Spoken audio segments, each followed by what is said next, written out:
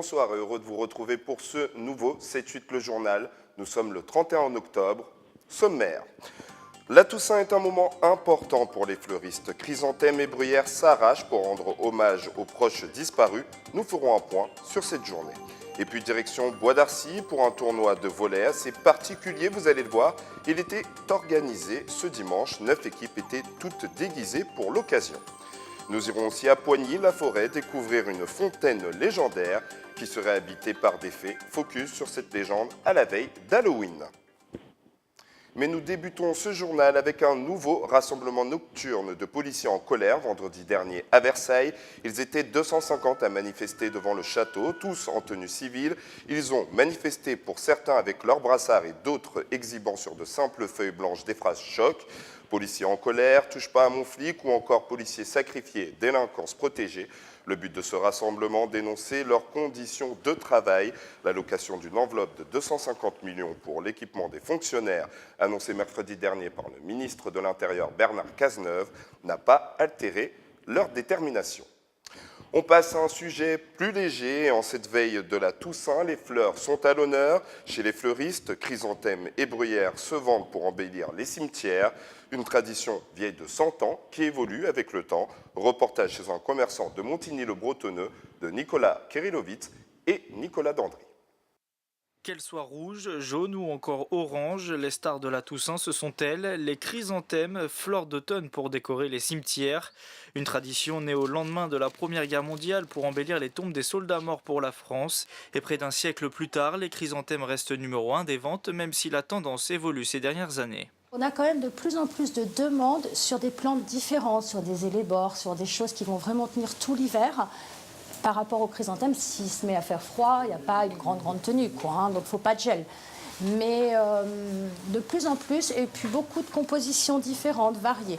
Alors, la plante quand même que l'on vend le plus reste le chrysanthème, mais par rapport à il y a quelques années, c'est vrai qu'on vend autre chose. Avec la fête des mères, la Saint-Valentin et les dates traditionnelles, le week-end de la Toussaint est l'un des plus importants pour le chiffre d'affaires des fleuristes qui n'hésitent pas à développer leurs services pour répondre à toutes les demandes. On a des clients qui viennent spécifiquement pour des chrysanthèmes hein, et aussi pour les tombes. On fait beaucoup de livraisons dans les cimetières. Donc on a beaucoup de personnes aussi de province qui nous appellent pour qu'on puisse livrer sur les tombes. Donc il y a quand même une activité oui, différente, aussi bien en magasin qu'en livraison. Chaque année en France, 20 millions de pots de chrysanthèmes sont vendus à la Toussaint, un marché qui ne devrait pas connaître la crise de sitôt. Place maintenant au marché de la création. L'événement était organisé ce samedi à Versailles. Les badauds ont pu découvrir des bijoux faits main, des jouets en bois ou encore de la porcelaine. Il y en avait pour tous les goûts et surtout pour tous les budgets. Marché de la création, un reportage de Anne-Laure Languille.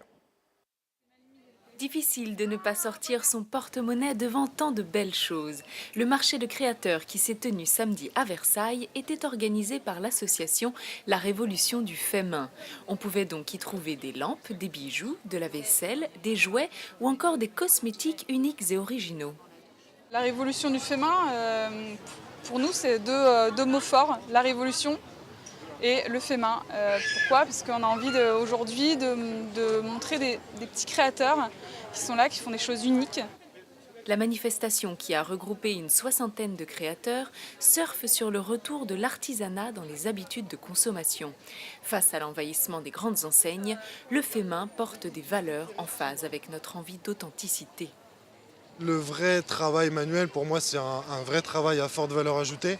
C'est quelque chose dans lequel on va mettre vraiment tout son cœur, tout son amour. C'est quelque chose qu'on bâcle pas.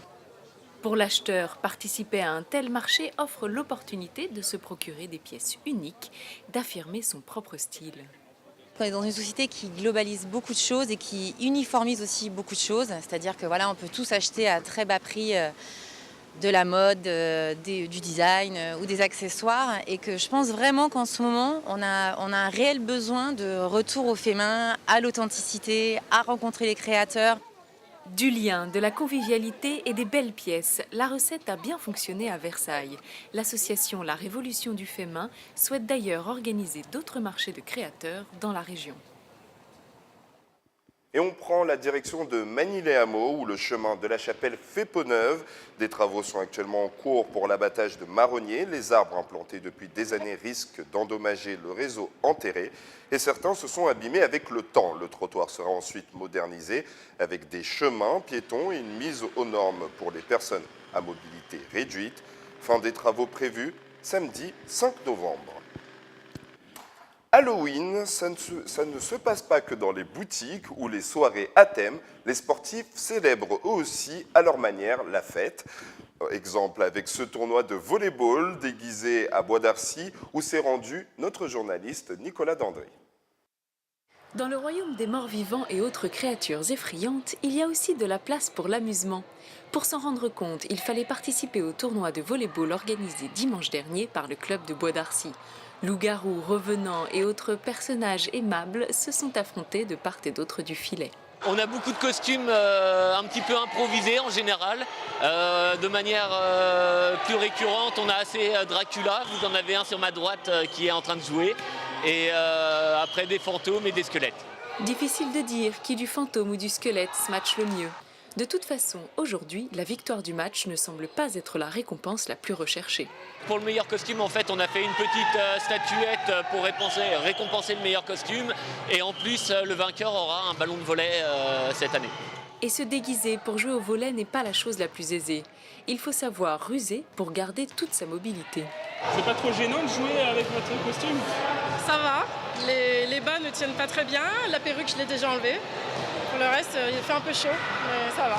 Chaque année on essaye de trouver un autre déguisement. L'an dernier j'étais en zombie, cette année je suis en vampire. C'est avec ma copine, on essaye de trouver un costume pour nous deux, quoi, pour être assortis. C'est bon enfant, et puis comme c'est du loisir, forcément on joue le jeu, quoi. Petite pause déjeuner bien méritée pour nos vilains héros. Il faut tenir 21 points pendant un match. Au final, du suspense et du rire, de quoi nous donner envie de venir défier ces créatures maléfiques l'an prochain. Et savez-vous que les Yvelines regorgent de contes et légendes? Eh bien, c'est le cas dans la commune de Poigny-la-Forêt et de sa fontaine miraculeuse. La source serait habitée par des fées et elle aurait été rendue magique par certains magiciens. Un reportage de Nicolas Dandry.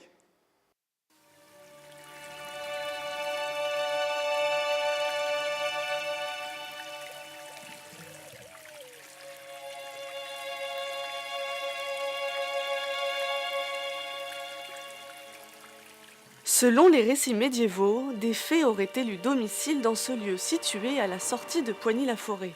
Une histoire surnaturelle tout droit sortie du Moyen-Âge, l'oratoire Saint-Fort situé au cœur de la forêt de Rambouillet serait magique. La fontaine d'1,90 m aurait aussi été témoin d'un miracle. Aux alentours de l'an 300, l'évêque de Bordeaux, traversant la forêt des Yvelines, rencontre un enfant avec une paralysie infirme. Donc de là, il fait jaillir la source et il invite l'enfant à se baigner dans cette eau. Et l'enfant ressort guéri. Une eau miraculeuse fêtée chaque année par les habitants de Poigny le jour de la Pentecôte. Les habitants se retrouvent autour de cet oratoire restauré au XIXe siècle. Nous demandons à notre père Robert de venir pour faire une bénédiction. Donc il y a un pèlerinage qui est effectué et nous célébrons ce miracle auprès de la fontaine. Il y a auparavant une messe à l'église de Poigny et de l'église jusqu'à la fontaine Saint-Fort, les gens viennent à pied. Poigny est vraiment célèbre par rapport à cette fête et aussi cette fontaine. Une légende vieille de 1700 ans qui n'a pas pris une ride et qui continue à fasciner des milliers de visiteurs chaque année. Merci de nous avoir suivis et surtout, bonne soirée à tous.